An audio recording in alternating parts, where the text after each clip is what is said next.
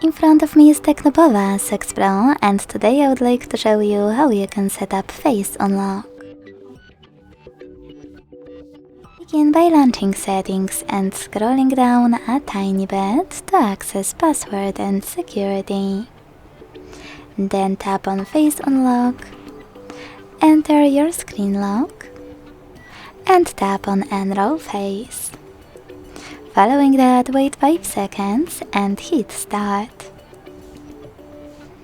Then keep your face in frame, follow all of the instructions from your screen, and wait.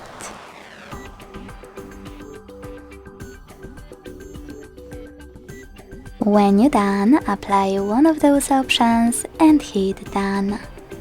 So now when I go back, switch off my screen and turn it back on, I can see that Face Unlock is working properly.